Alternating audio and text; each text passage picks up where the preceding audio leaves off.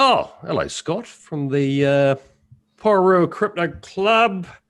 Here to learn all about Ethereum mining from Stefano today. Really? One of the topics we're going to cover, people. We've actually got a... Hello, Scott, from the Whoops, Pororo Crypto hang on. Club. Hey, dear, let me turn that off. Which are we in loop? We're looping. Oh man. All right, on top of it. Welcome along, everybody. A lot to cover today. There's been huge news in Bitcoin and crypto, including the nice little dump we had the other day. I hope the traders out there didn't get caught too badly in that.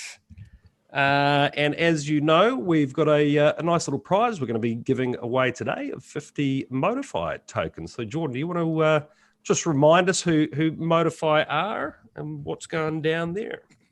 Modify. They just launched their token after, they've been building for the last 8 months. They have an Oracle aggregator site. So it's basically like a storefront for different Oracle data feeds. So that's coming pretty soon. They got some staking coming. Yeah, it's a nice little project. It seems to be the sweet little darling of Uniswap right now. It's been like top 10 on Uniswap for like 4 or 5 days now.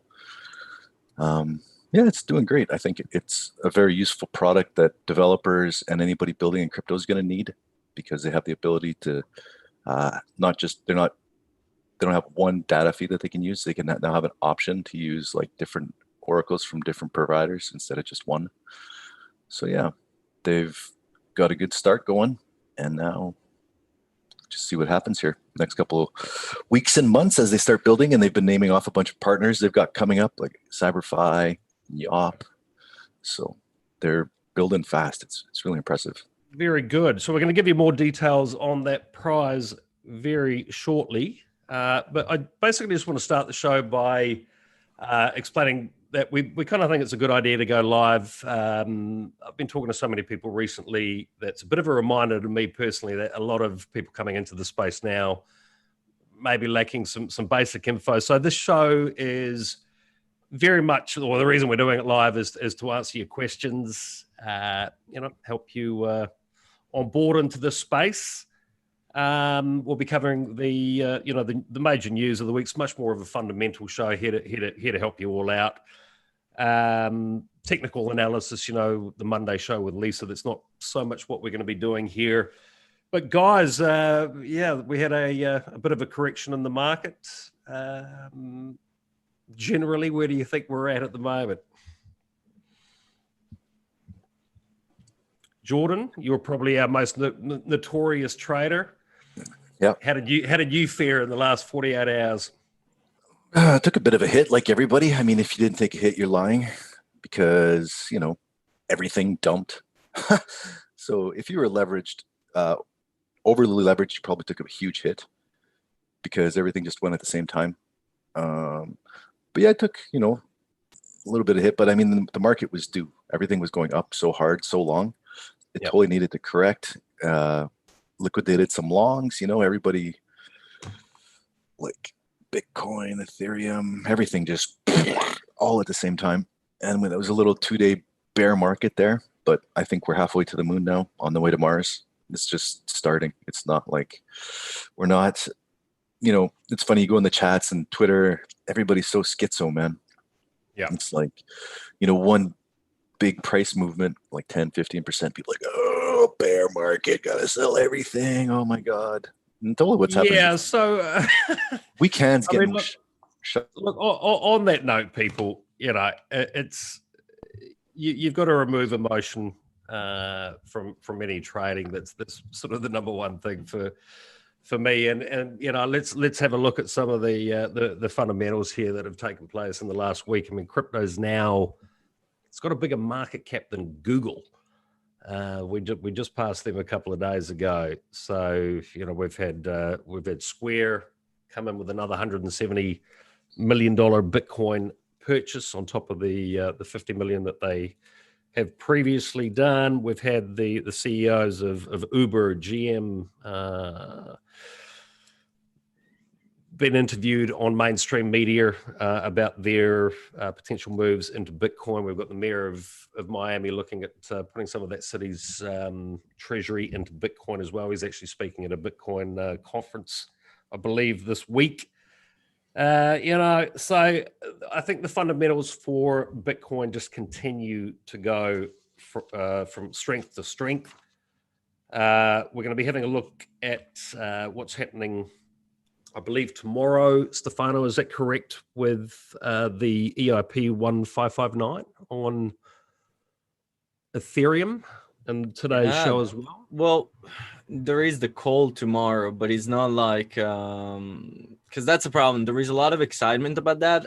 Now, truth is that it's not really anything to be like super excited on that. So tomorrow there is the call, and the call is basically like to start addressing what potentially could be a problem on EIP-1159, which is basically like the concern on the miners, so seeing like who agrees and who disagrees. However, there is another call that is going to be done on the 5th of March already, and that is like with the developers, basically with the communities and so on. So we are nowhere near being ready for 1159. Like everybody is talking about, like this is gonna like change everything, is gonna arrive soon, the gas price is gonna be fixed and so on.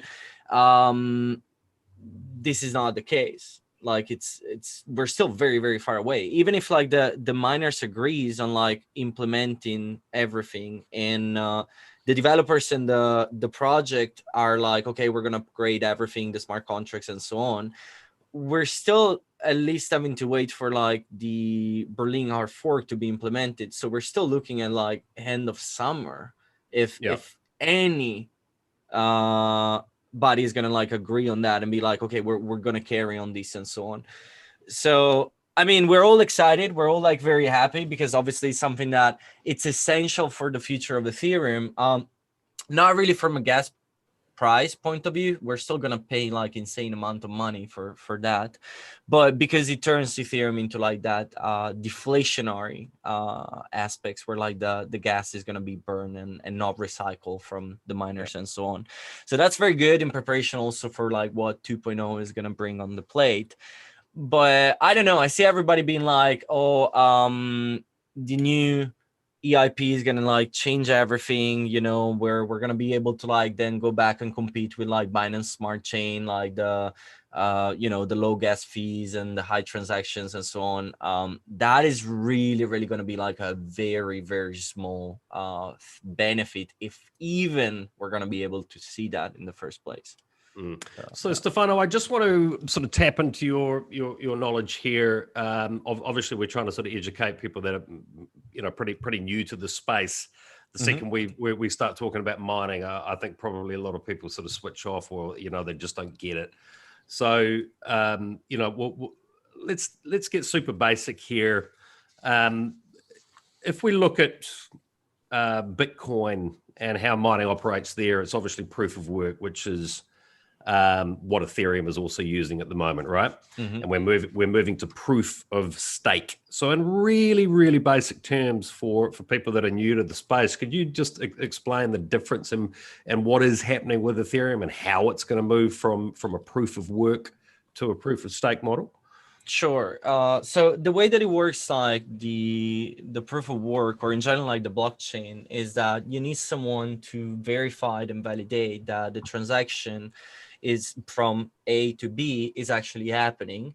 And also whoever like validates needs also to like make sure that the entire history of all the transactions that are happening in the past are still there. That's the reason why the blockchain is immutable, is forever, all of those things.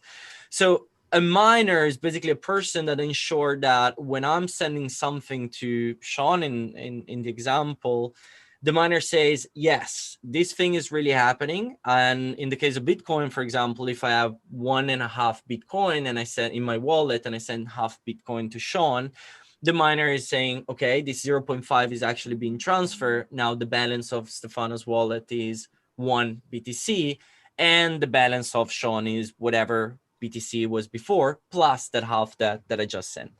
Now, the miners validate that transaction, which means that the history of that is in the blockchain forever. In order to be a validator, you're basically competing with a lot of other miners at the same time. And in POW, the way that you're doing that is by having actually power, like raw power and calculation power, which is the reason why you see like mining farms and like tons and tons of like enormous hardware. You can read articles about like how bad it is for the environment, the electricity consumption, like you name it. I think that everybody at least once has seen like a mining farm, or at least like a picture or something like that. So yeah, I mean, on that note, there's been a bit of press around lately that the mining of Bitcoin effectively has the same carbon emissions as New Zealand, where I am. So, yeah, there is often that sort of negative connotation with the with proof of work and the energy burn. I'm just sorry to interrupt you, just very quickly on that. My attitude there is, for what we're actually getting from this network and the impact that it's having on so many lives, I don't consider this an environmental disaster. I think if you were to add up the energy consumption for our current fiat system, it pales in comparison. Obviously, very difficult to sort of get a gauge on an exact figure. Proof of work is sort of, it stands out there. You can actually clearly understand the energy consumption of these networks. To give you like an example on that, I'm referring on like two banks that I have the accounts here in Singapore, DBS and UOB. Every time that I receive, so on DBS, every time that I receive an income, like a deposit from a non-Singaporean source, so from any bank account that is outside Singapore, I receive a physical mail at home telling me that deposit has happened. On UOB is even worse, because on UOB they're sending me the bank statement every 2 weeks, and I am in no position whatsoever of removing that thing. And I've asked for that multiple times, and they're like, nope, that's the way that the things works. Every 2 weeks, UOB send me the bank statement at home. Like the amount of paper of the traveling things with the postman or whatever things, the printing, the toners, like you name it. Like the environmental damage on something like that, it's insane compared to like the miner that is being in operation. So it's true, people like normally don't consider the entire sphere of the sector and what is like the repercussion on that.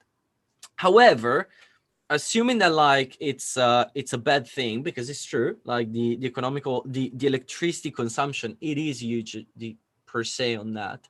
The way that, why is that so bad, is because there is exactly this type of competition. Now, let's assume that there is Jordan that is a miner, and we have like a fourth person that is not in the chat right now. And so Jordan and the fourth person are both miners. They're both competing to trying to validate the transaction that I'm doing to Sean.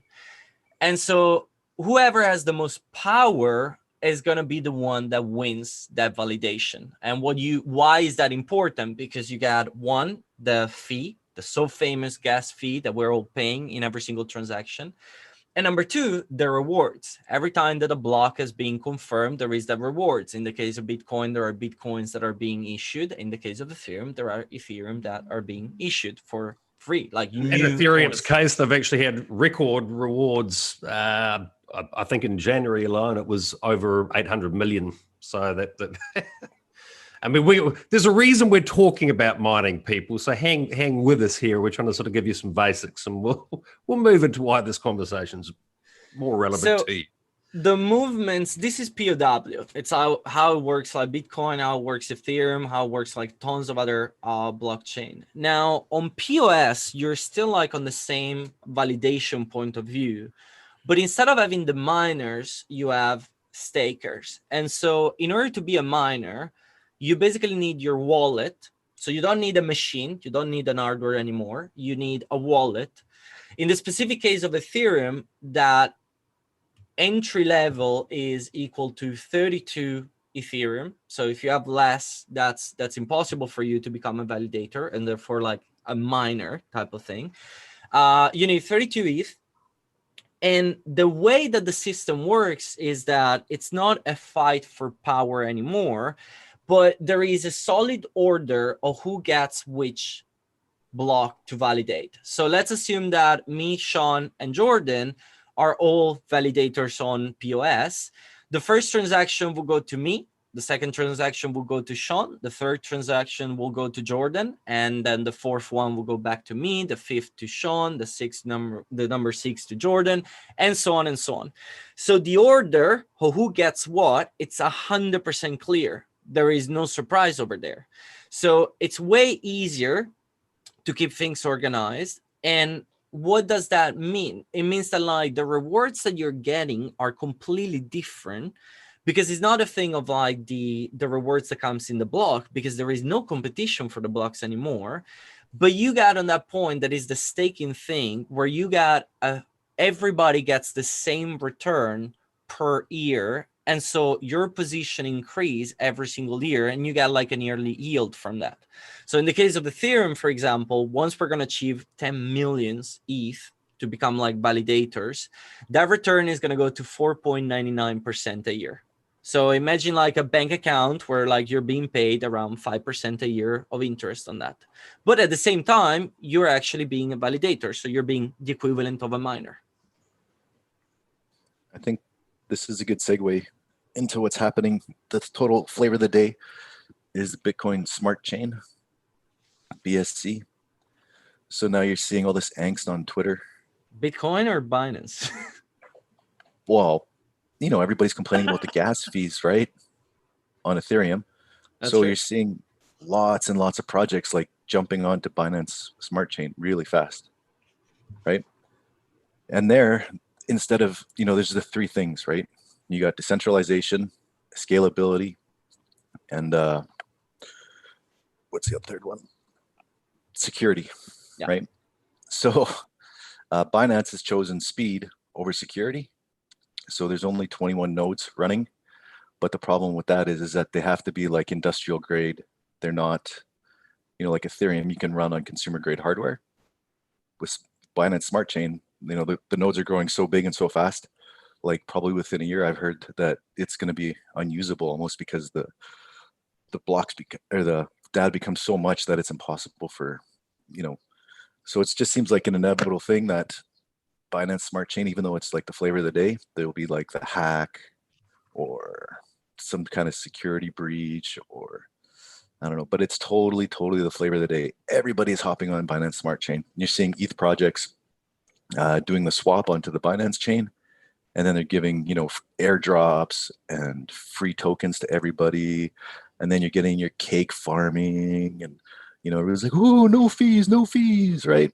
And it's just like the memory of people in crypto is insane. It's just like, ooh, the shiny nickel, ooh, shiny nickel, and everybody just starts chasing it, and it's like until something goes wrong, and they're like, oh shit, yeah, Binance sucks, you know, or whatever the next shiny toy is.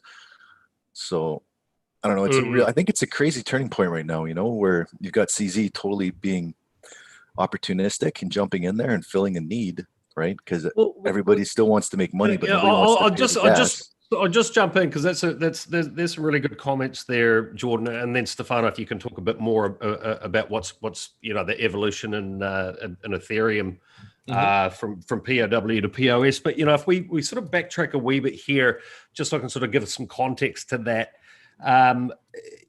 I think the important thing with Bitcoin, and one of the reasons I find it quite easy to explain to people, is it's a very easy sell to people now. You know, we're not going to see major changes in Bitcoin. It's pretty much set in stone.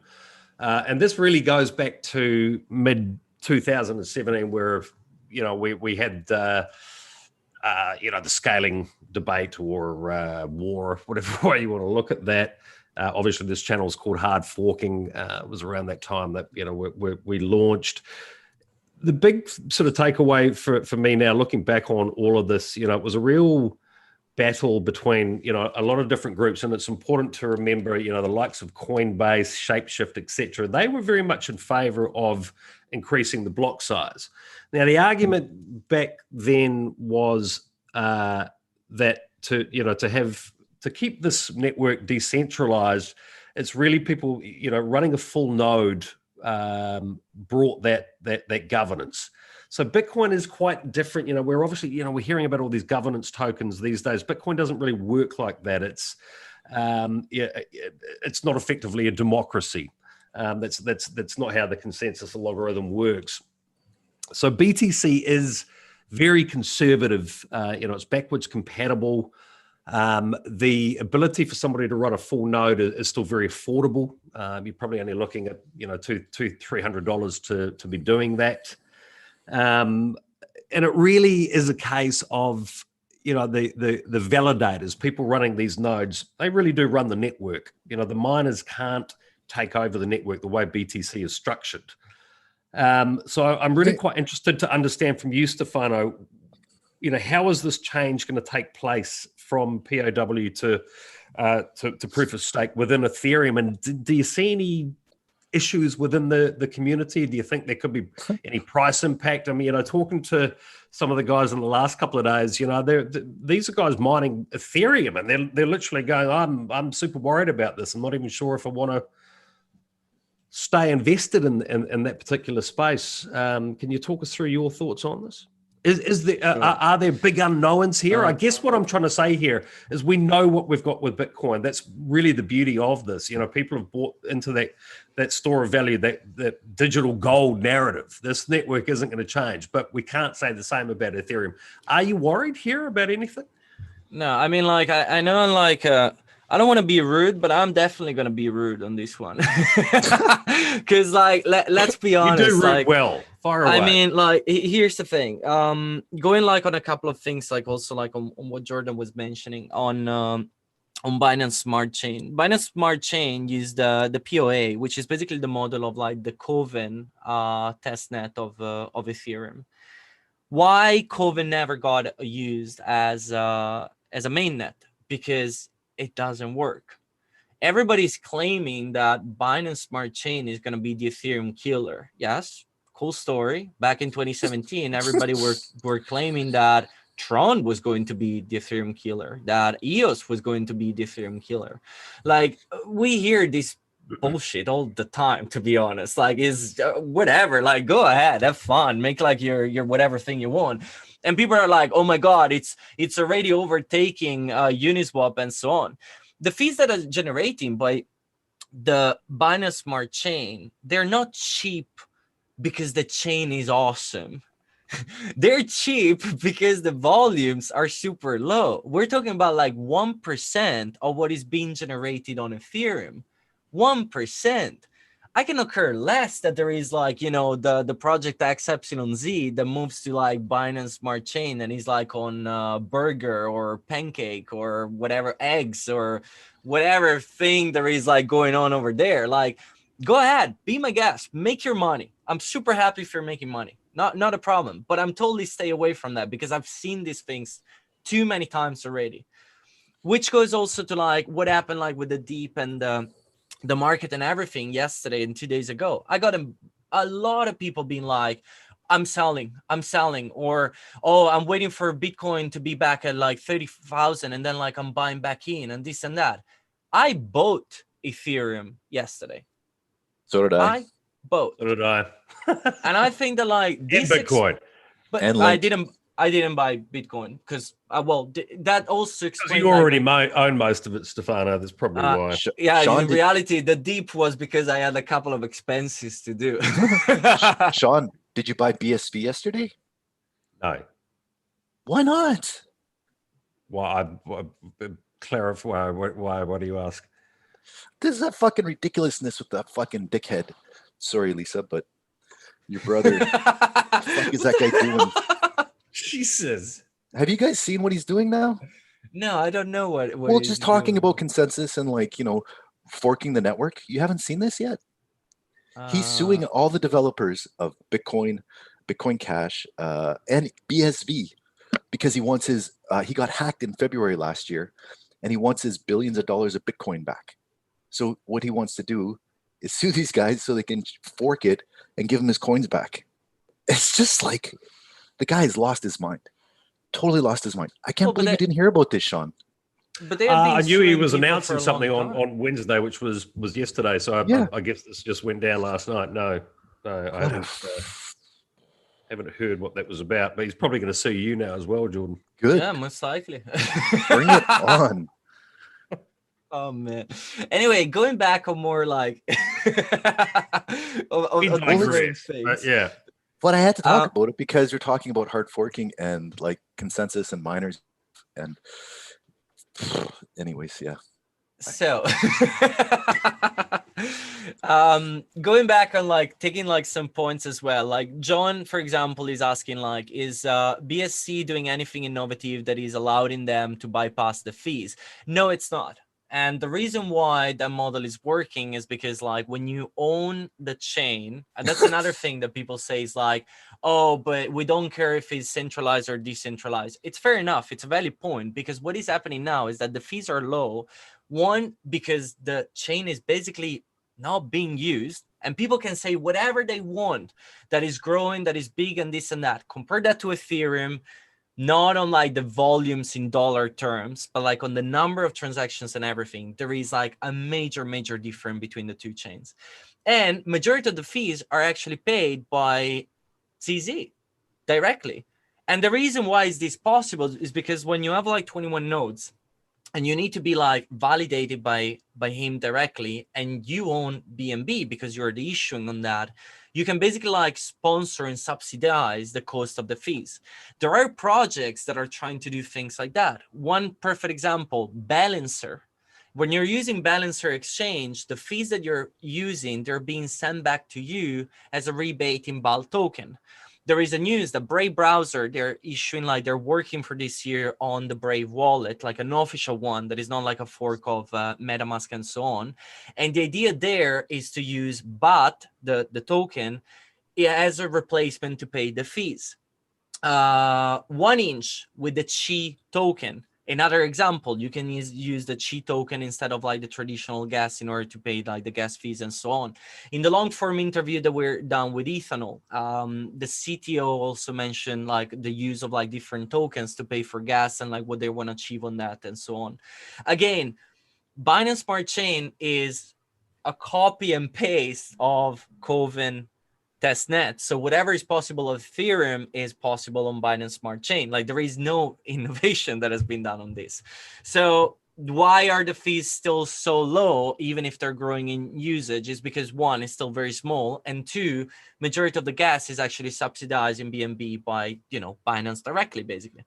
So that's kind of the thing. Sooner or later, things are going to be clocked, not because like Binance is not going to be able to actually pay the fees forever. I do believe that they have enough money to literally like subsidize forever if they want, but because the network at one point is going to be clocked, or a major problem is going to happen, which is exactly what Jordan is mentioning. Like the technology is not there to scale. It's not ready for something like that. We've seen those problems in Ethereum. They're going to happen there as well. Stefano, quick question. So EIP-1559, which effectively will reduce the mining profitability by about 50%. Well, that depends. Sorry? That depends. Like the percentage is it really going to depend. How contentious is this within the Ethereum community? Well, basically, you got like on one side the developers and kind of like the people that are building that wants 1559, because you can basically schedule the gas price at that point, which means that if I am like running a project that has a lot of little transaction, like thinks about something like Unitrade, for example. 1559 would be perfect for Unitrade because I can schedule blocks of groups of transaction to be executed only when the gas hit a specific level, and they would stay in the system forever. So Axie, same thing. let's say Axie is migrating or running, blah blah, and so on. But let's assume that Axie remains like on mainnet. I want to breed a new Axie. I could actually like schedule that as a developer, not as a user, as a developer, to execute the transaction all automatically when they're like at $20, $30, $50. So that is super, super good from a developer point of view. From a miner, of course, miners are disagreeing on that. You're basically telling them like the money that you're making now, the 60, 70, $80. Gonna burn half of it. We're going to burn them and you're not going to receive that. You're going to be left with like your little tip on top of that. Of course, they're going to be like, are you crazy? Of course, no, I don't want this. Of course, I'm worried for the future of Ethereum, blah, blah, blah, blah. That's obviously you're taking away money from them. Like, have you ever seen someone being like, yeah, take away half of my income and I'm cool with that. Not a problem. Like, but does that mean that the future of Ethereum is negative? No, it's exactly the opposite. Because you're getting in a position where you got burn tokens, you got a move to POW to POS. Now, what is going to happen on POS is basically like you're kind of doing a hard forking in reality in order to have like POS. What is happening now with phase 0, like the 32 ETH that you have and so on, that start like back in December, is basically like the nodes are doubling the validation of what is happening on the main net. So they're copying. You currently already have like 2 chains that are basically like running in parallel. The only difference is that you cannot use 2.0 right now. Phase 0 is not usable. It's just like validating the same thing that is being used on the main net. Eventually, when the switch is going to be done, the main chain is going to die and just like the new one is going to keep running. So the miners are going to disappear. And this is super good because you got like a scalable system that moves from 15 transaction per block to 900,000 transaction. Like, you want to talk about numbers, look at the size of those two. You're looking at every single gas to be burned. Therefore, supply to increase as a fixed 5% per year on an issuance. Doesn't increase that, it stopped there. And the more usage there is of the network, the more you burn. So you're having a deflationary market cap on a 0.5 to 1% every year. Every year you reduce the supply of the second biggest crypto per market cap every year. And the number of transactions becomes so huge that you can do everything that you want with that. You could literally put on the blockchain. I don't know why you would want to do that, but you can literally do that on every single message that you're sending on Telegram, on WhatsApp, or something like that. You will potentially be able to record that on the blockchain with something like 900,000. It's enormous. Am I bullish or bearish because we're moving in that direction? I bought yesterday. Your friends, miners, with all the respect, can do whatever they want. I cannot care less. They can cry, they can be unhappy, they can be like, oh, no, we're going to go out of business. Well, it's innovation. It works like that. Yes, one last thing, sorry. We started the show saying we're trying to educate newbies, and I'm sure so much of what we've just discussed might have gone over many people's heads, but I think you've done a pretty good job there. And one thing, sorry, Kelly's asking, what do I think about Cardano? Well... Kelly, put your fingers in your ears. Yeah, but better. Like, here's the thing. Like, Cardano is another story similar to Tron, to EOS, and so on. It doesn't currently have smart contracts. It means that you cannot have anything running there. Yes, it's true. Smart contracts. Charles has got a photo with Elon Musk, though. Surely that'll double the price. Good for him. Like, that's the thing. Like, I don't have an issue on people that are buying this or that. Like, I'm totally fine. Buy what you want. Be happy with that. If you're making money, are you kidding me? Congratulations. That's awesome. But, smart contracts are coming to Cardano. Well, are they there yet? No. So what do I think with Cardano? Can Cardano compete to Ethereum as today? No, it cannot, because there are no smart contracts. If in 1 month... One project that's on Cardano, like one thing, one use. But that's the thing. It's the same story that it was in 2017 with Neo. Okay, everybody was like, Neo is the Ethereum killer. Neo is the Chinese Ethereum. And when people were saying that story, Ethereum was like kind of averaging around like 60 new projects, 50 new dApps per day on the blockchain. And Neo had less than 20 in the entire blockchain. And everybody was like, oh, Neo is going to overtake Ethereum. And I was like, well, no, because the numbers are there. If the community, you need to follow the community. I don't care about the news that comes out. Like there is the announcement of the announcement of the announcement of the announcement. Yes, that thing gives you 20, 30, 40% return. Congratulations, you're making money. I'm a user of the chain. I need to be able to use that. Cardano doesn't allow me right now. Maybe in 6 months, it's going to be completely a different story. But as of today, it's a different answer. Now, Stefano, I hate getting you to repeat yourself, but I'm going to have to ask you to do that. A project that you highlighted a few weeks ago, which was Matic, which is now rebranded as Polygon. Now, why we're talking about mining Ethereum moving from proof of work to proof of stake, these gas fees issues, congestion on the network. Could you just give for the newbies, because I've been asked this question literally 50 times in the last week.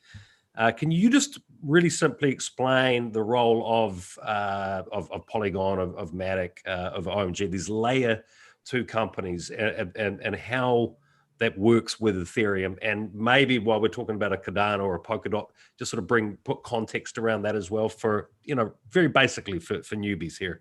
So the way that it works on a layer 2 is that it's the name, actually, like the proof is in the name in this specific case. So when you're using Ethereum, a layer 1, let's go back on that example of like me transferring Bitcoin to Sean. In this specific case is me transferring Ethereum to Sean. So when I'm doing that thing, I'm using Ethereum, which means that my transaction is going into a block that then is being validated and verified by the miners on Ethereum.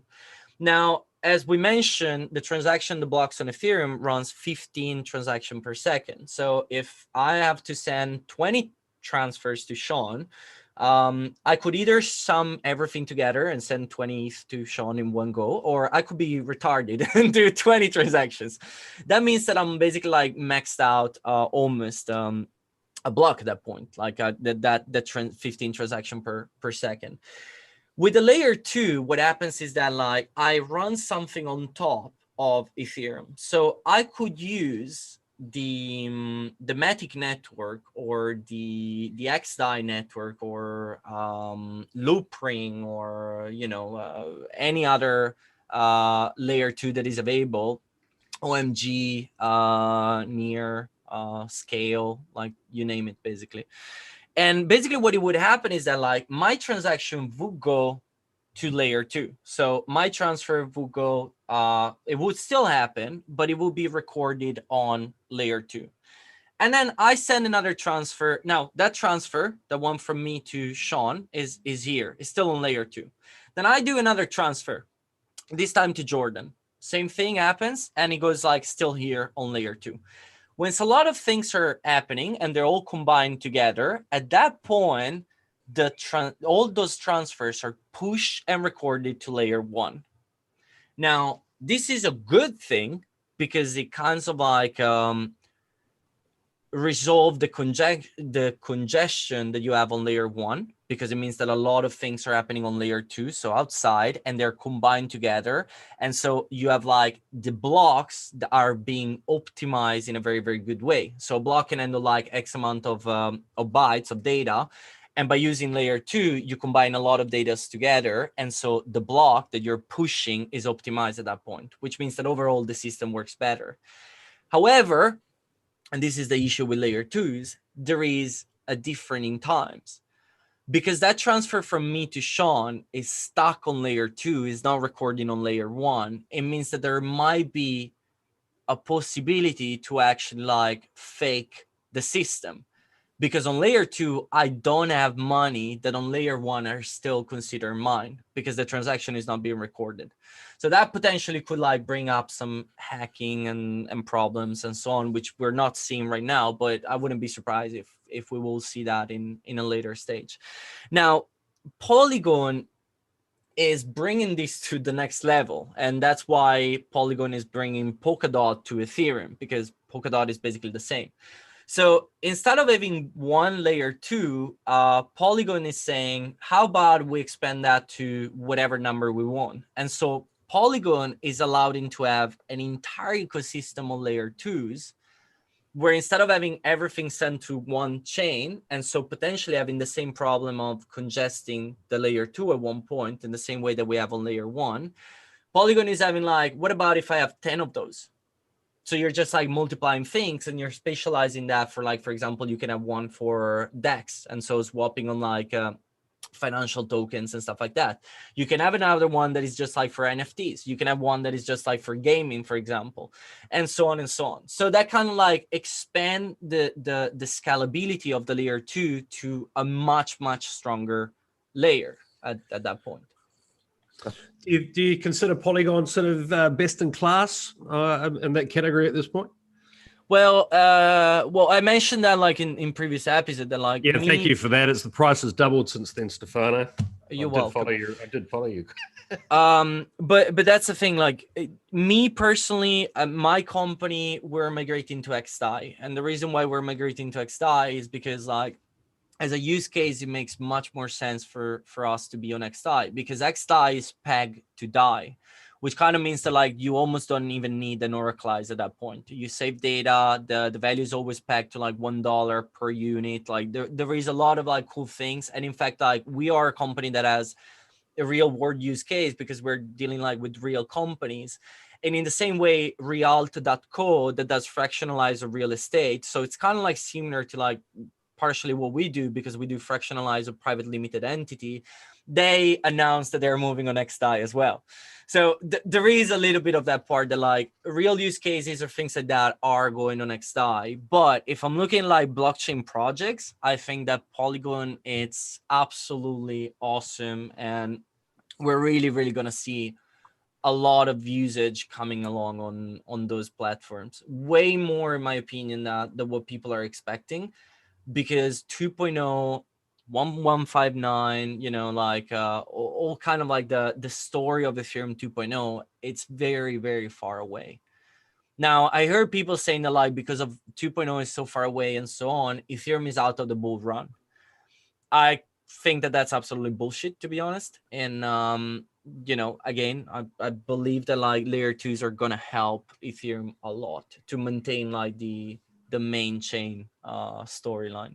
Stefano, yeah, what do you think about off-chain reporting? Have you seen this yet? So that's kind of like the issue on that. Is the same thing of like when you're trying to attack in that. Now the off-chain reporting is good because again it takes away like the data, it takes away like the congestion aspects on that, but it's not good because it's not the optimal situation on that. Like we're going back on like what you were exactly describing on like we have speed, security, and decentralization. Right now we're in a situation where like you cannot have all three, but you want to have all three because that's the story. Like that's the end goal, obviously. And so off-chain reporting does exactly that. You take part of like this data and you bring that outside, which means that it's not on the blockchain anymore. So if you're removing part of that, would you need to have, why do you need, we go back on like the ICO period where like, why do you need a blockchain? Do you need a blockchain? Chances are that you don't need a blockchain. Like, it's one of those things that I'm like, right now, I'm in a position where I know that I'm lucky because I don't have an issue on spending $60, $70, $80 on gas fee on Ethereum. And once again, we mentioned this on so many videos that if you have the pair UNDG plus ethanol, nobody would have that problem on the gas price. But assuming that nobody's doing that, I'm stick with Ethereum. That's my thing. I'd rather not jeopardizing security or anything because I strongly believe in the decentralization aspects of things. Because to me, it's like, I see that on the line of work that I'm in. I see how banks are like blocking you from doing a bank transfer from country A to country B because the country B doesn't follow specifically the rules of a bigger and more powerful country. And so little states are being bullied around all the time. And it's a nightmare to actually run businesses in that condition, because either you follow the rule or you're crashed.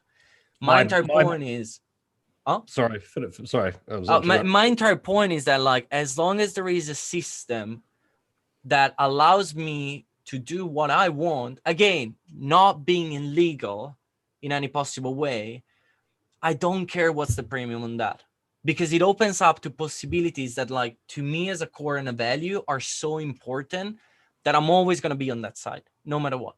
Yeah. Yeah, it was a little reminder for me yesterday buying some crypto, how difficult the legacy banking system is. It took hours. It took me literally 7 hours, lots of phone calls to the bank. They block transactions. They're not. In fact, I've got to be careful what I say here. I won't mention the bank actually, but I do believe there's one here in New Zealand that has actually blocked people from using its accounts or cards to buy crypto.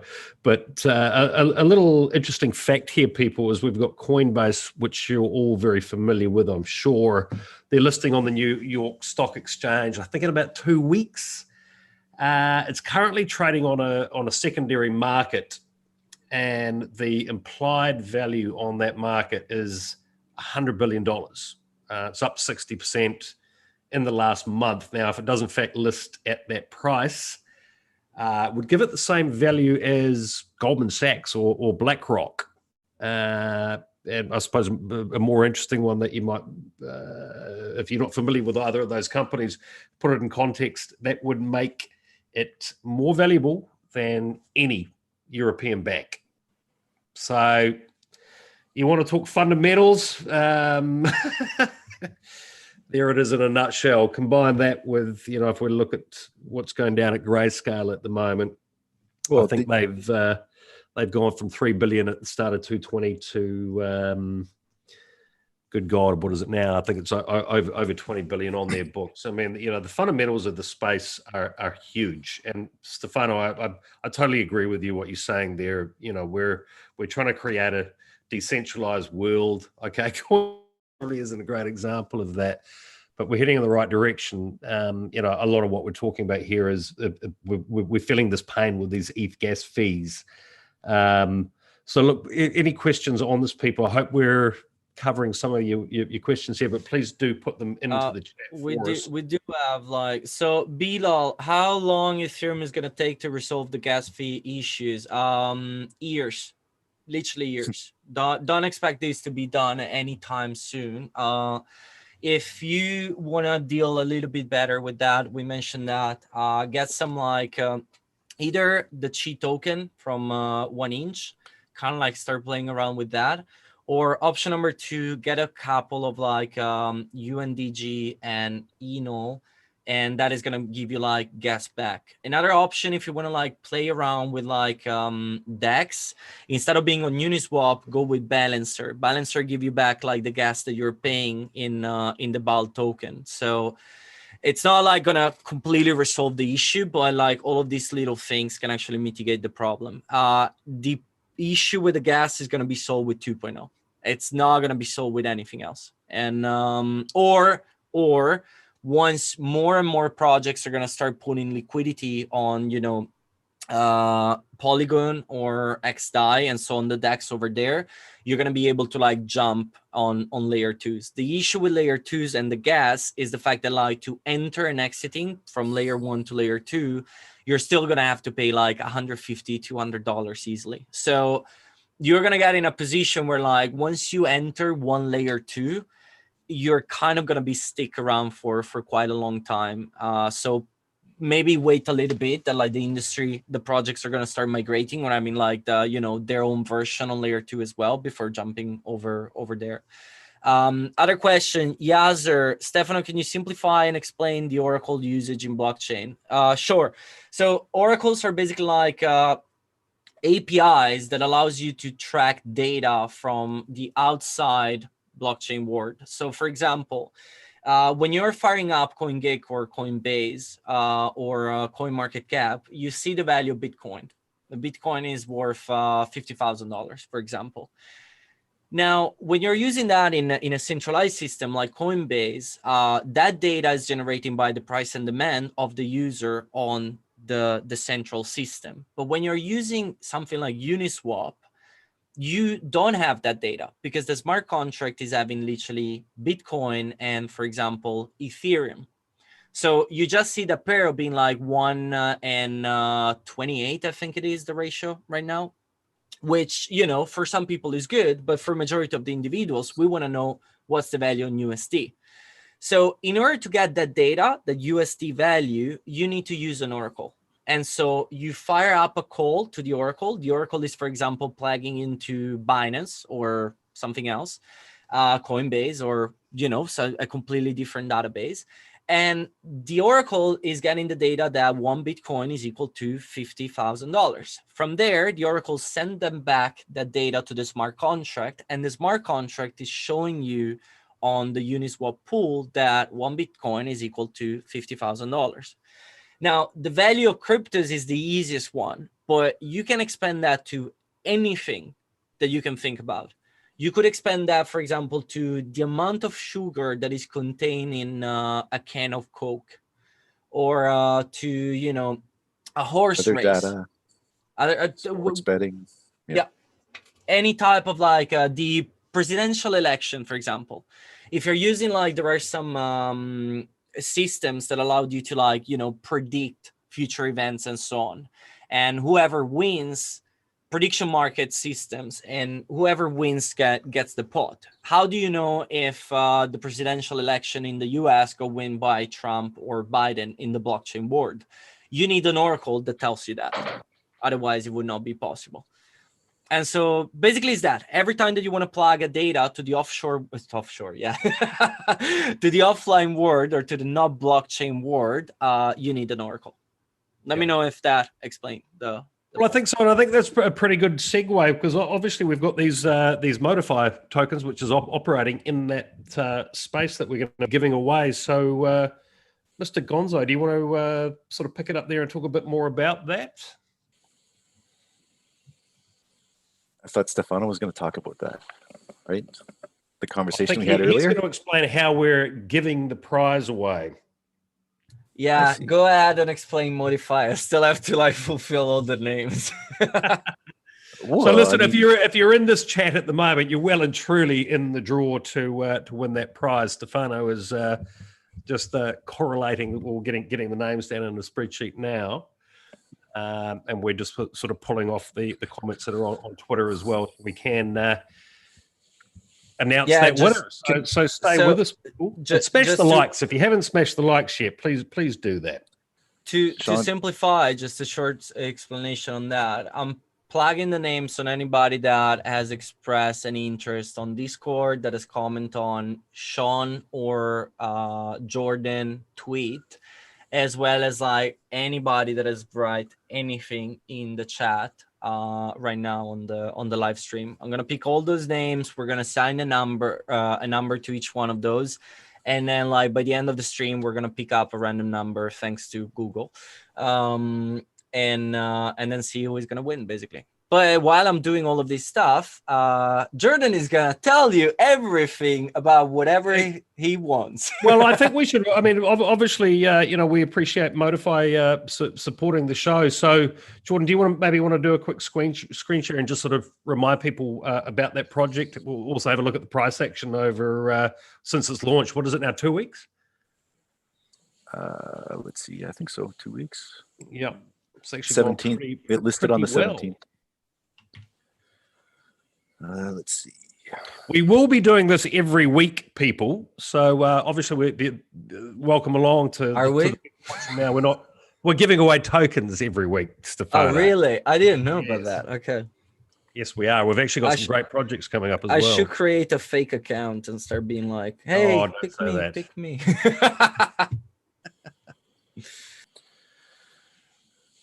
So there's your Modify chart listed at.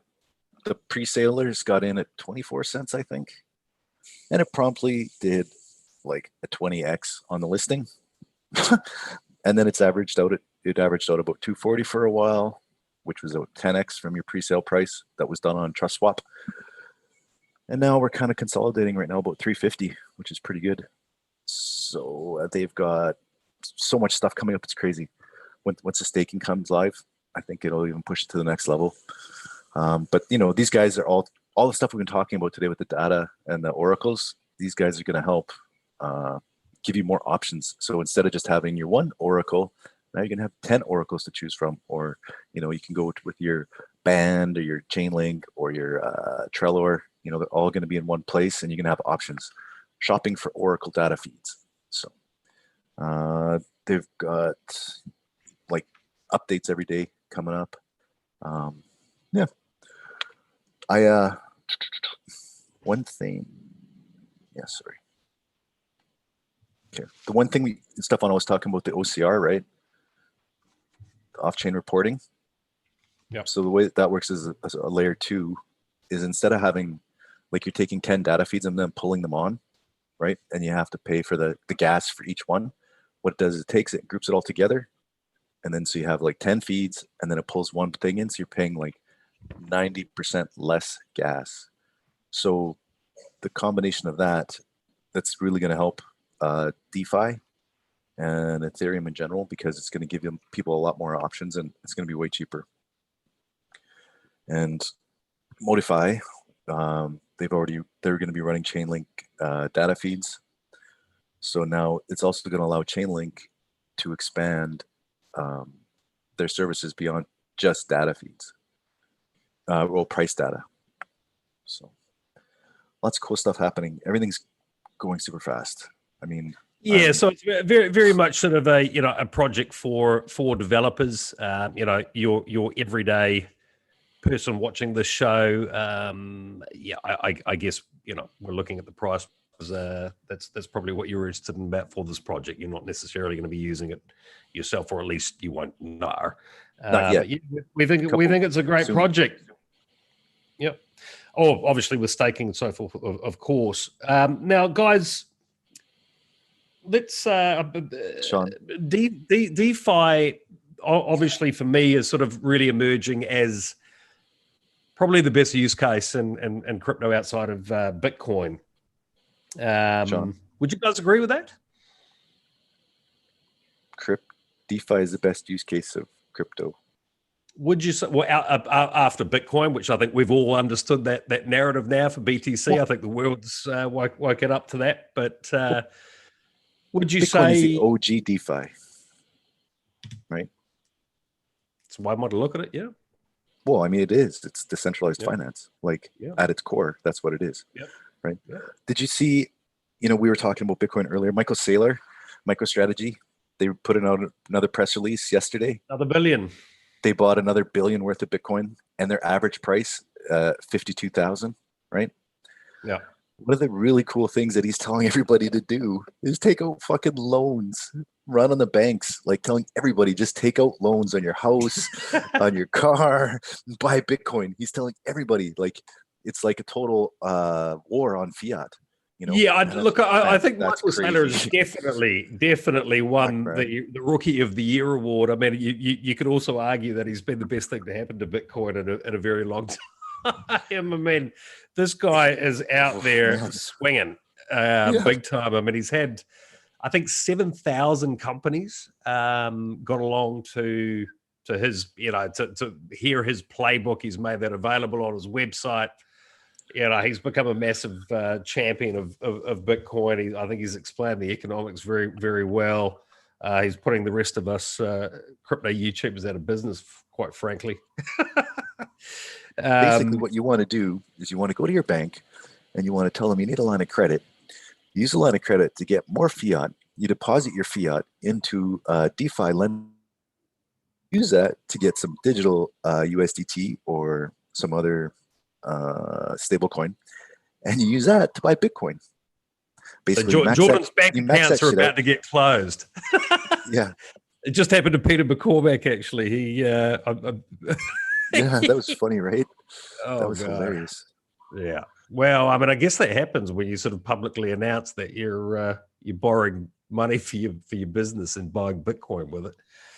Probably not the smartest move, Peter. It worked for Michael Saylor. Smart move borrowing the money, in my opinion, but not a smart move. It worked for Tesla. Yeah. It worked for Elon. Yeah. Away.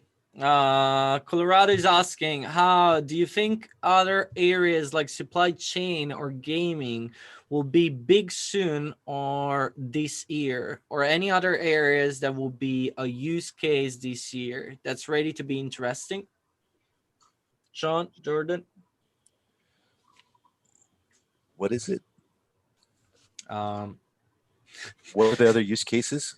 Well, he's asking crypto? about like, what do you think about like if supply chain or gaming are gonna be big area and big use cases, or if you have other use cases in mind that could Well, I think potentially gaming be already big. is, like Well, I think that gaming's we're growing still by ages away, but yeah, we'd start Yeah. having like the cases for that. Because like even Axie, that is like the biggest use case in gaming right now, has 20,000 active players, which it's a lot That's for a not- yeah. blockchain dApp, but it's peanuts in the gaming industry. So it's growing, but we're still far from that.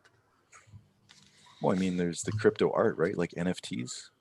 Like NFTs were trending on regular Twitter, not just crypto Twitter, right? You're getting guys like Jake Paul.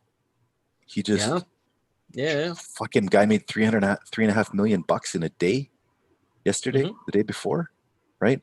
Mark Cuban is jumping on the NFT bandwagon. Shamat is there, Gary Vee is there, like the NFTs. Who are those guys? Those guys, nobody knows who those guys are. Are you kidding me? Gary Vee? Okay, Shamat, but I mean, the CEO of social. those are smart people, popular people. Like they're mainstream. I mean, they're these are. Come on, Gary Vee is like well known, isn't it? No, I think it is. Gene Simmons, Jake Paul. These are like mass appeal people. Like those other guys. They're a bit more like bit higher brow. You know what I mean? So we're starting to get a lot of these like people that everybody knows talking about crypto and NFTs and stuff. So I mean, it's good, all of them, but it's super interesting that all these people that you normally wouldn't associate with crypto talking about it. That's true. Who do you guys think are the leading players in the DeFi space right now? And are there any hidden gems out there that you might want to mention as well? Obviously, DeFi took a bit of a knock last week with that correction. I think it lost 16% in the week, down to 54 billion from 60 odd. But yeah, I mean, what are your comments on the DeFi space? And yeah, who's sort of is there a clear winner for you guys? I think that we're still completely fine. Like we know which one are the players. We know that like we're kind of like having that financial system being made. You have like for the exchange, you got like Uniswap. For the issuing of currencies, you got Maker.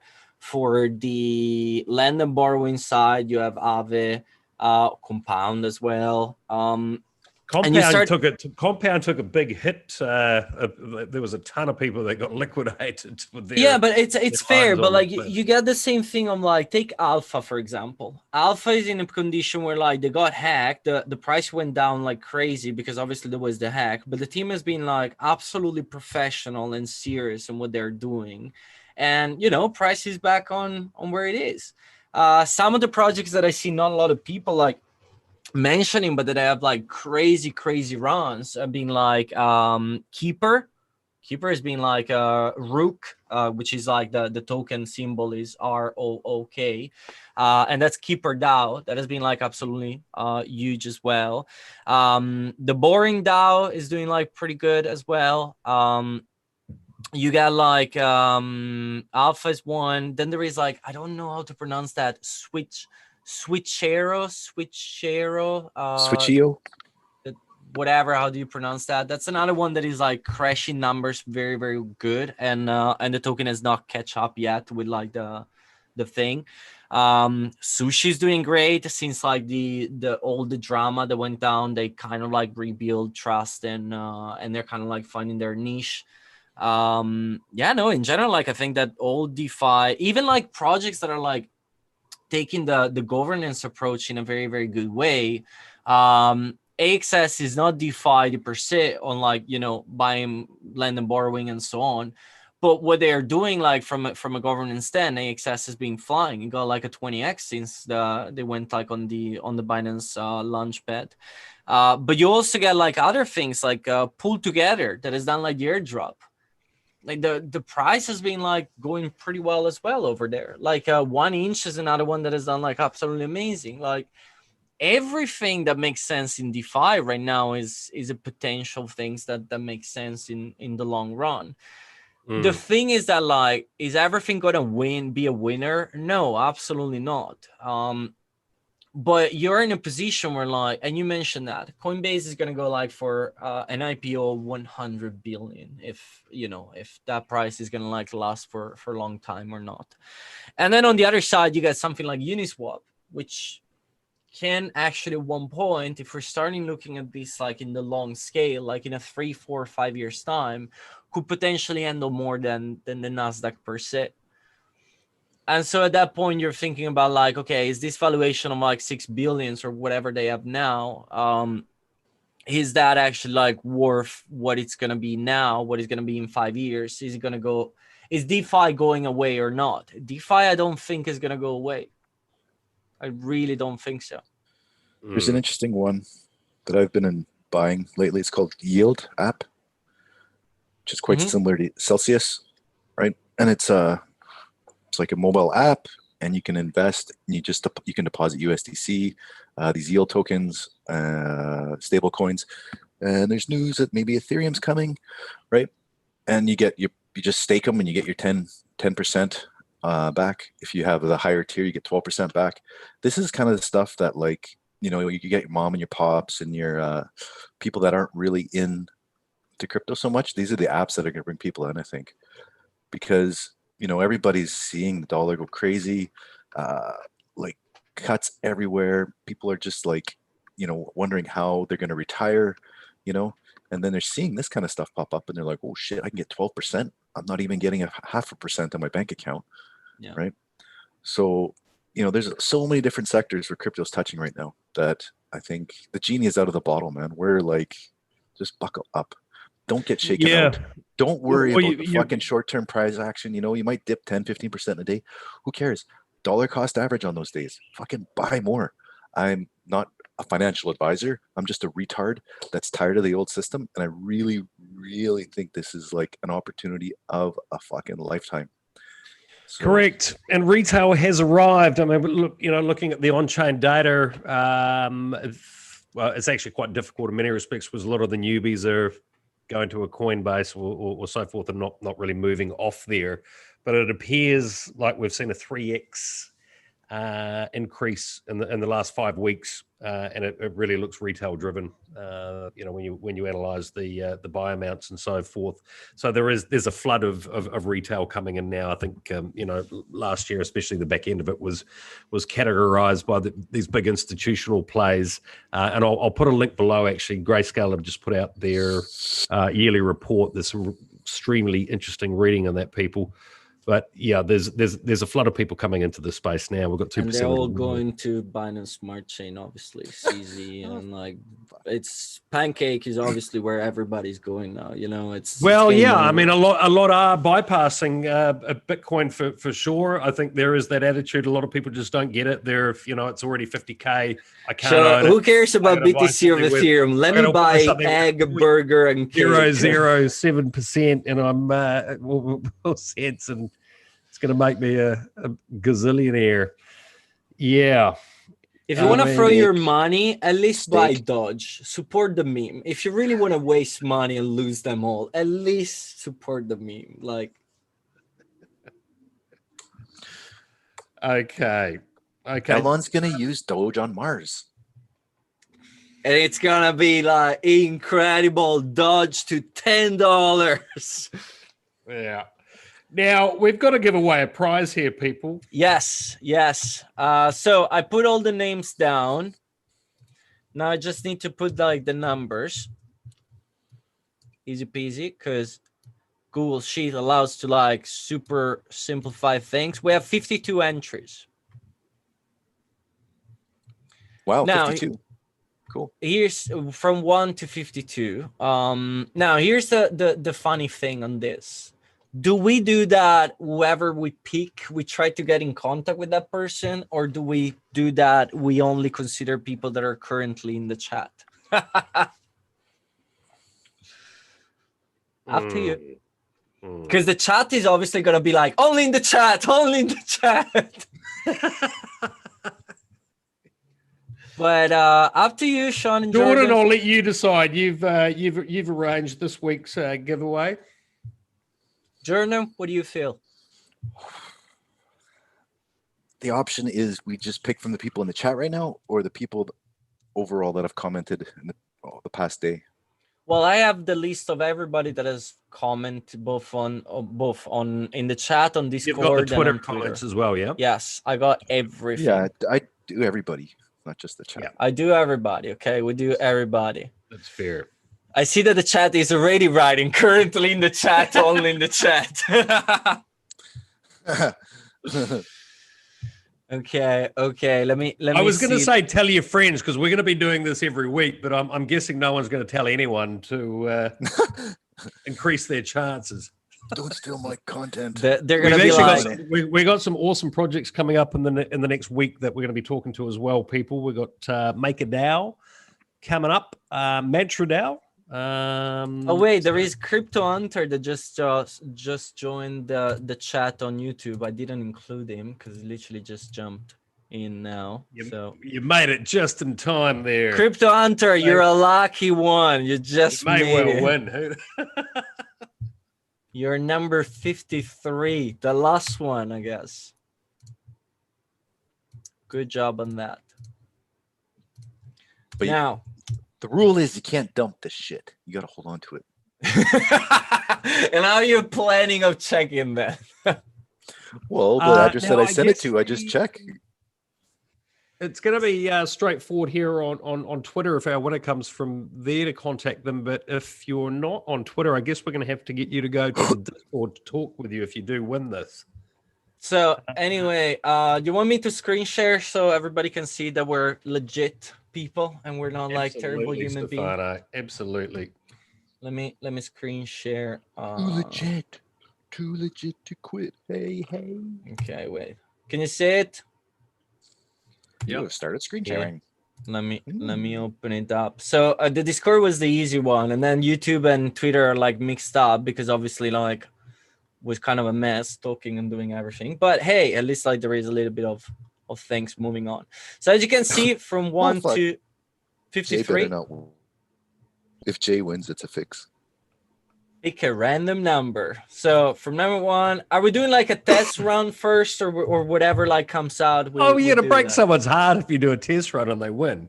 Okay, so we're not gonna do like a test run. We're just like, I'm gonna press the bottom and that's it. Whoever comes out comes out. There's something wrong with your page, man. It's all funny words. Tutti genera. It's Italian. I know. I'm just kidding. You have an issue with my language?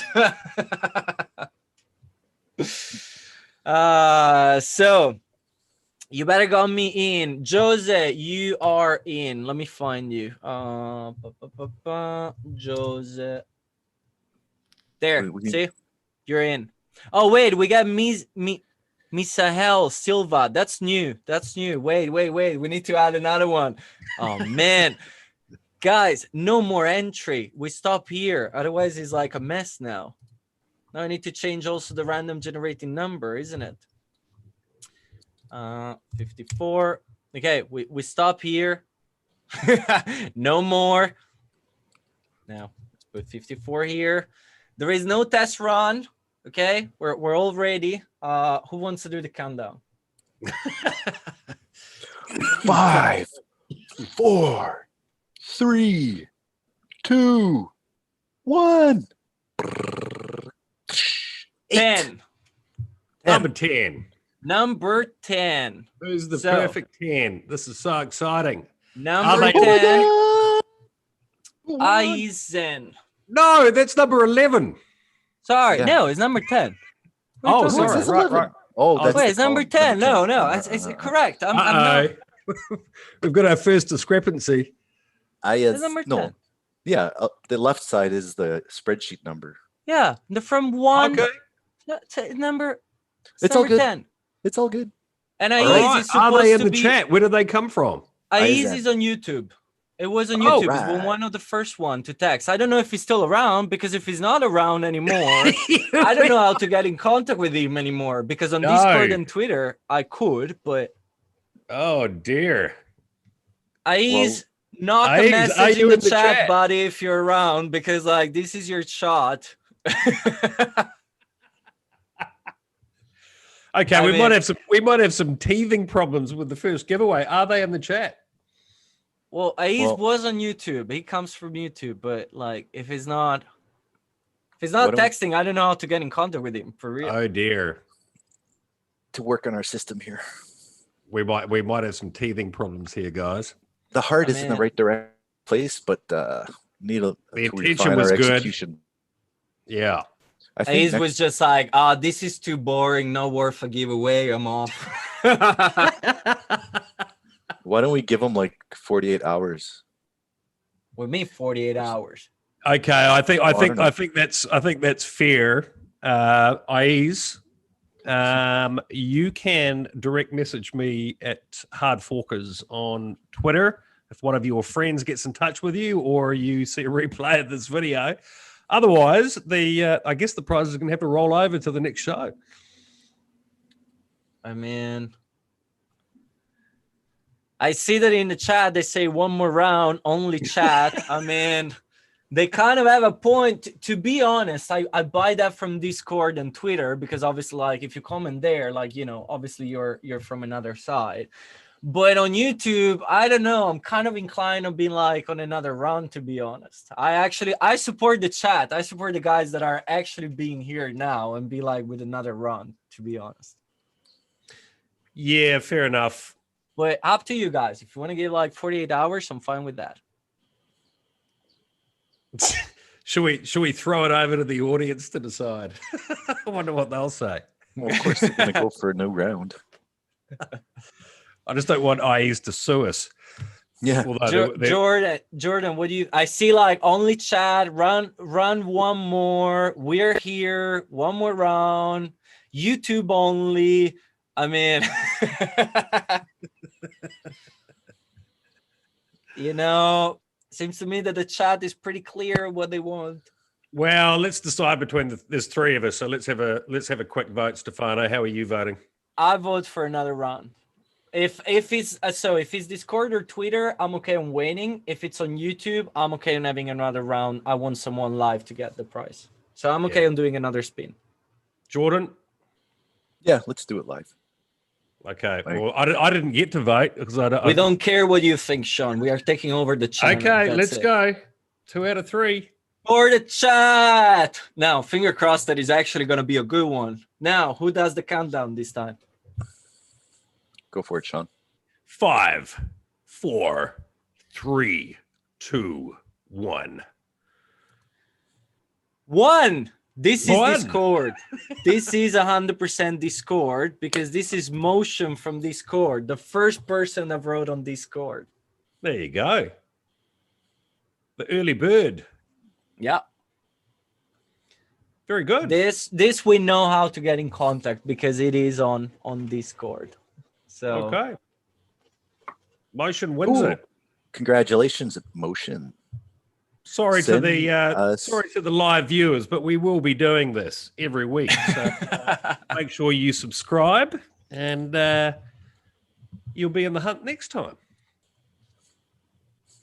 Aiz, if you're watching this, buddy, you had it. You had it, and it's gone. Yeah, and I think moving forward as well, maybe people can increase their chances by being in the live chat, also registering on Twitter and the Discord. Give yourself 3 chances. How about that?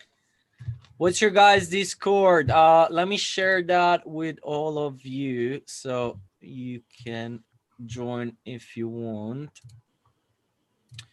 There's a channel in there for the giveaways, so jump into that one, people. Now, speaking of prizes, just quickly while Stefano's Here it finding is. that, we're going to be looking at Bybit very closely. They are coming on board to support this channel. So if you're an experienced trader, please use our link. It's one way that you can support this channel. That link is below, and literally there's just a handful of days left, but there's a $500 prize for the top volume trader or depositor. So there's only got a couple of days to run on that. And this is only the second show where we've released that. So look, if you are using leverage to trade, we'd really appreciate you supporting the channel and using our link that is below. So thank you to anyone that does indeed do that. But I also want to stress that is for experienced traders, people. We will have some tutorials and a close look at the various indicators and so forth that I use to trade on there. So well done, Motion. If you watch a replay of this, number one. Number one. Number one, baby. Guys, check out Modify. It's a cool product. If you haven't got any, I would suggest maybe looking at it. Yeah. Some up. They're nice guys. Good project. Yeah, so we've got in fact we've got a whole heap of really good projects that we're going to be doing giveaways of their tokens in the coming weeks. So make sure you do subscribe, people, and obviously join the Discord and Twitter. You can have 3 chances to win every week. Ooh. Anybody has any ideas of projects that we should review? Let us know. Yes. I believe that we should review something on Binance Smart Chain because that's the future. Cake, steak, put it in your steak. I want burger. We need to review burger. That's the only option. Bilal, by the way, while I'm joking on Binance Smart Chain, that's the link on Discord. It's in the chat if anybody wants to have it. Feel free. I set it out to be like unlimited and doesn't expire. So anybody that wants that, feel free to use that. Let me know if it works. If it doesn't, I'm gonna keep generating more and more while we are in closing time, I think. Yeah, absolutely, people. And obviously, if you're in there, you're going to be in next week's draw automatically as well, as long as joining us here live. So get along there. We're going to obviously be using a Discord a bit more here to answer your questions as well moving forward. So jump on in there, people. Now, before we go, guys, any other thoughts on what's gone down over the last week? What's been the major sort of talking points for you, Stefano?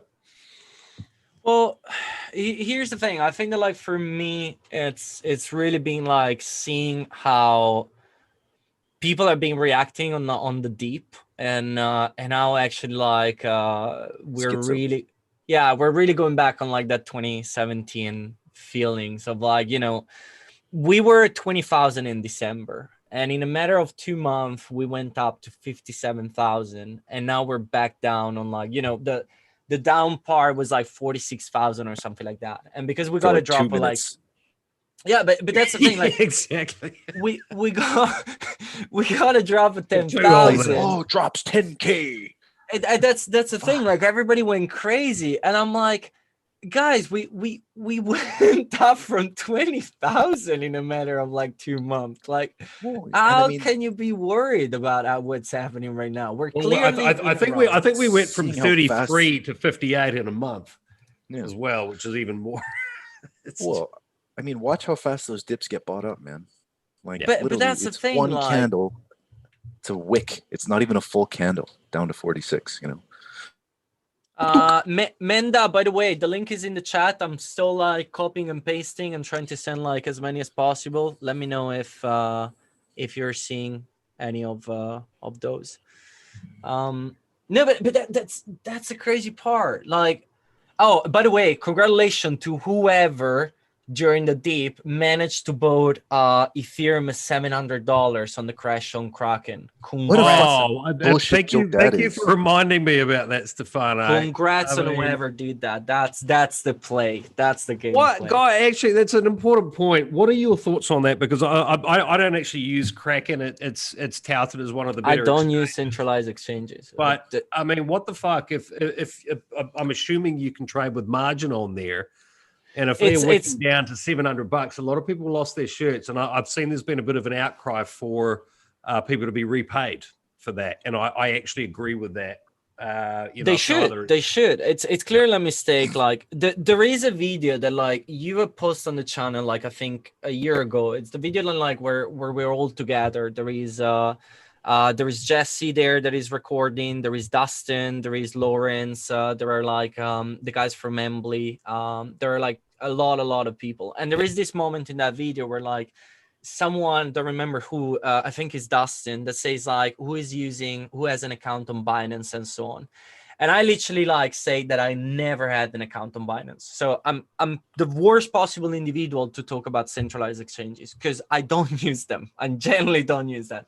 But I do believe that when you're having a technical error like this and people are losing money, now a refund is actually in place because on this specific case, going back on what Jordan was mentioning, security, decentralization, and so on a centralized exchange, you have a company that is legally responsible to actually ensure that everything is working fine. Now, yeah, well, Kraken actually has a banking license in the US, so that is actually a company. I mean, a lot of these centralized exchanges actually and that's the thing. Like with a mistake like that, they should actually like there could be a class action, and there is the fact that like with a class action in the US, they should actually like repay any possible loss. Is this gonna happen?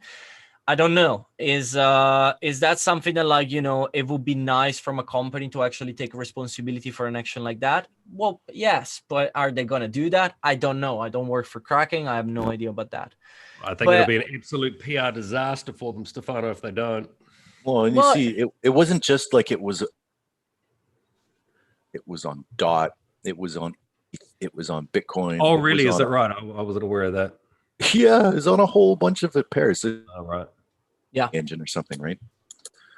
So, and I think, you know, from what I've heard, it's a pretty common knowledge if like you've been in crypto for a long time, and it's like where all the OG whales put their stink bids because they know they'll fucking get filled. It's like, oh yeah, man, I got stink bids there. Every morning I check it to see if it got filled. You put such ridiculously low orders in there, and probably it'll get filled because it's so fucking bunk. Yeah. Bullshit. Anyway, Stefano, before I forget, Stefano's just had a milestone, people. He's turned the big 3-0. He's not a little boy anymore. Woo! I know. Stefano, Happy getting birthday, old, mate. boy. Getting old. Oh man, I still have my hair. Like I'm happy with that. This is the big achievement. I got to 3-0 and I still have them. Like can't complain of anything else. Just wait, you'll get some of these. You get some of this. Look at that widow's peak. Look at that widow's peak, Stefano. Which what? Going back there, it's going back. No, is it?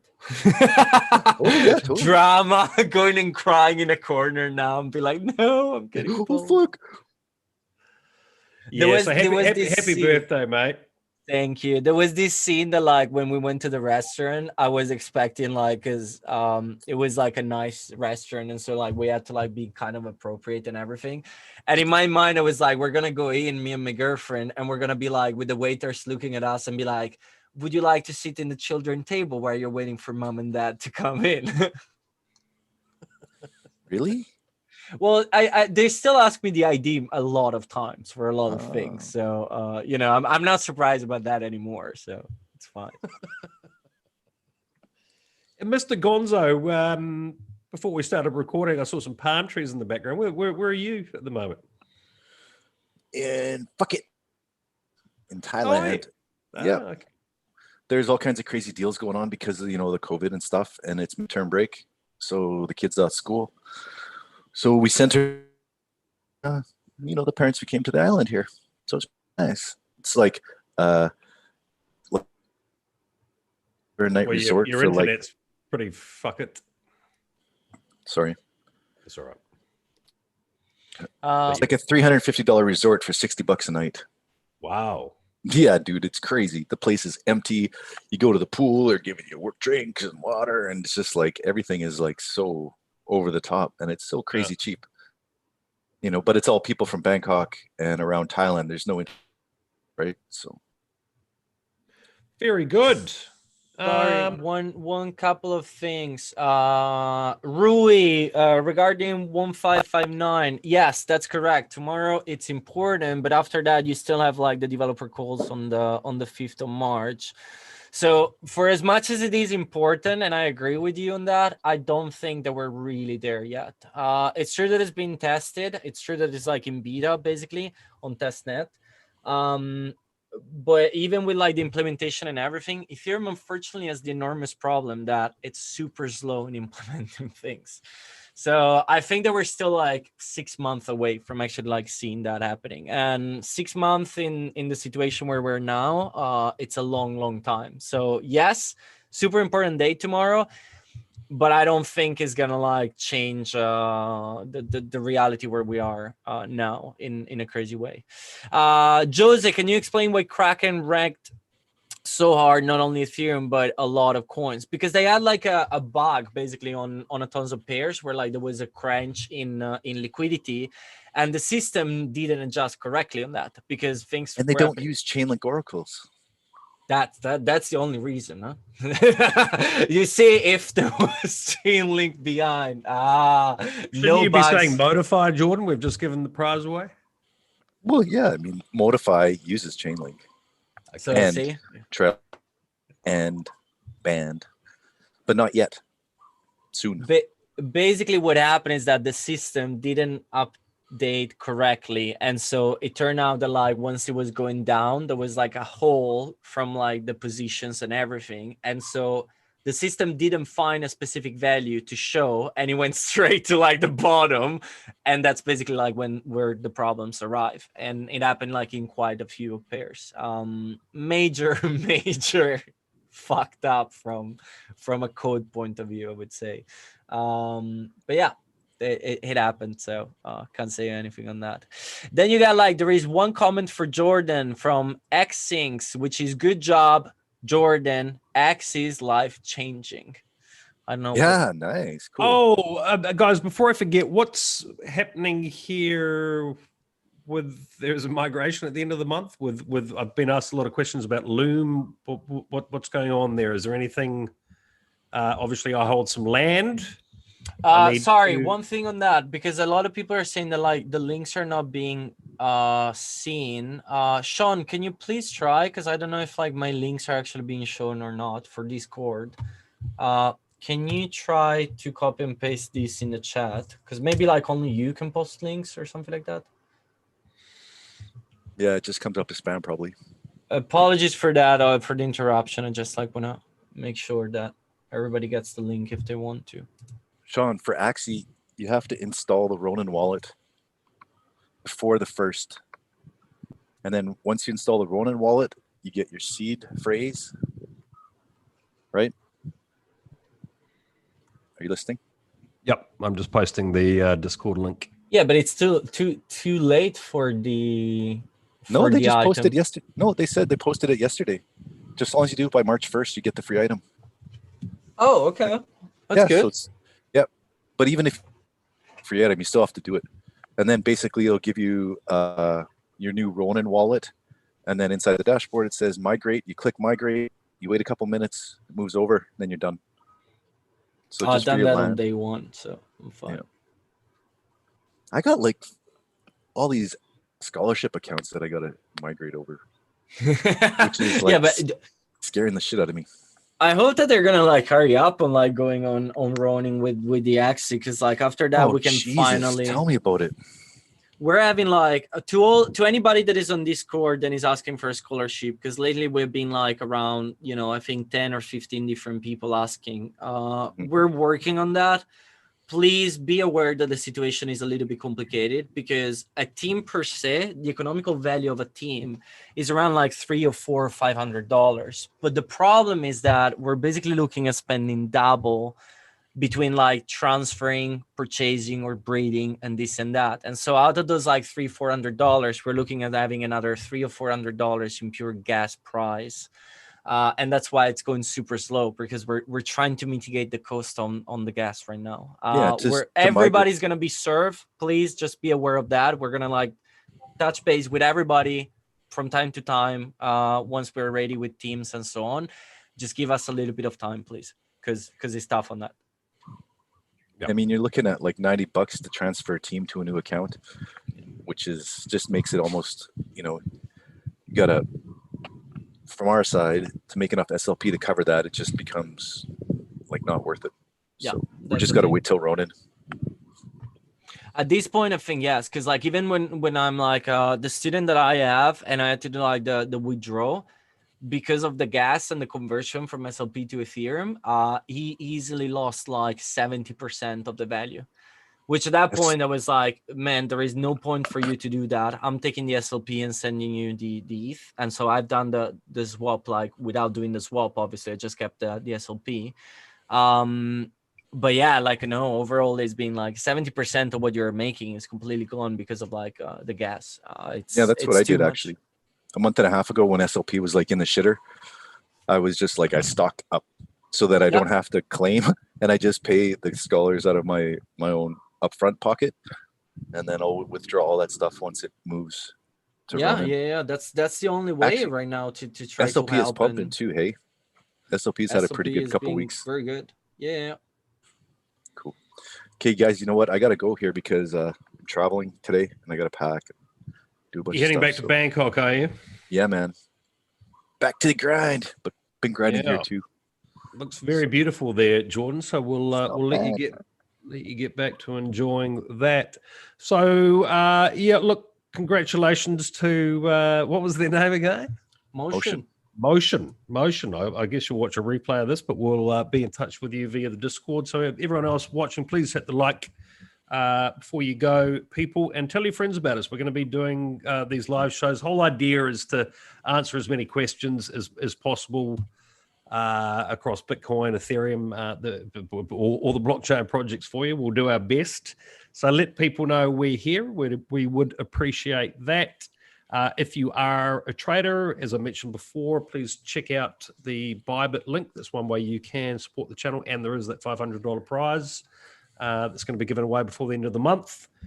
And we will see you back here. We will obviously have our recorded show, but let us know what you think of this live show. If there's things we're not doing that you'd like to see, please give us your feedback. Give us a comment. You can also email me, info@hardforking.com. With bad words, insults, swearing, feel free to email us whatever you want. Yeah, absolutely. Yes, we'll send some stuff. And Stefano, I wish I could have been in Singapore for your birthday, mate. It's okay. The photos is what matters. Appreciate that either way. Yeah. So happy birthday. Thank you. To you. Big 3-0. All right, Thank Jordan, you. we'll let you get back to your pina coladas in the swimming pool, mate. Thanks for joining us, guys, and thank you very much to the audience. We'll see you all very